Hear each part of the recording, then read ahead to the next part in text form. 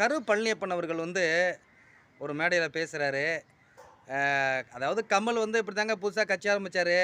கடைசியில ஒரு சீட்டுக்காக ஒரு எம்பி சீட்டுக்காக திமுகவுல ஐக்கியமாயிட்டாரு.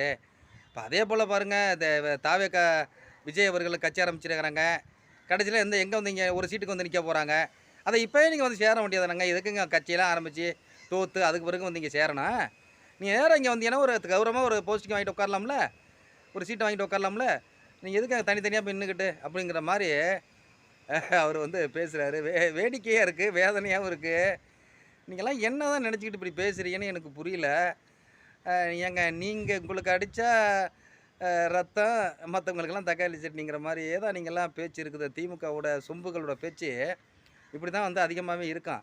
சிநேகன் கூட எதிர்க்கருத்து ஒண்ணு சொல்லியிருந்தாரு. ரொம்ப புண்ணியத்துக்கெல்லாம் நீங்க சீட்டு குடுக்கலங்க. நாங்க உழைச்சிருக்கோம்.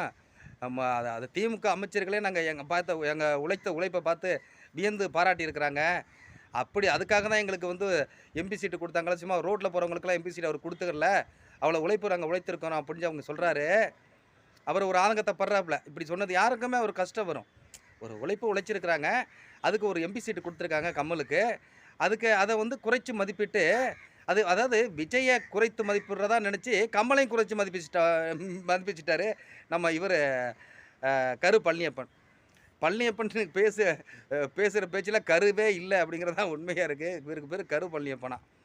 அதாவது திமுகன்னு சொம்புன்னு வச்சுக்கிடுங்க. அதுதான் சரியா இருக்காம்.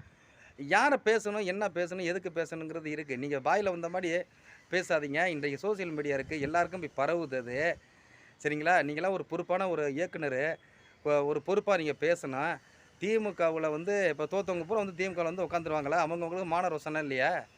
ஏன் அவங்க கட்சி ஏன் ஜெயிச்சிட மாட்டாங்களா? இப்ப திமுக வீழ்த்தி விஜய் ஜெயிச்சிட்டா நீங்க என்ன பண்ணுவீங்க? இப்ப நீங்க போய் ஒரு சீட்டுக்கு அங்க நிப்பீங்களா?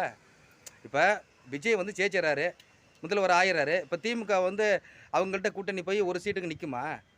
என்ன பேச்சுங்க அதெல்லாம் நீங்க நீங்க உங்களால எதுவும் செய்ய முடியாமல செயலிழந்து போயிட்டீங்க.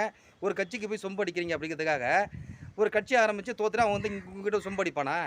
என்ன பேச்சுங்க அதெல்லாம்? ஒரு தரமோட பேசுங்க முதல்ல. நீங்க கமலையும் குறைத்து பேசுறீங்க. சினிமாவுல இருந்துட்டு சினிமாக்காரர்கள இவ்வளவு குறைத்து பேசுறீங்க.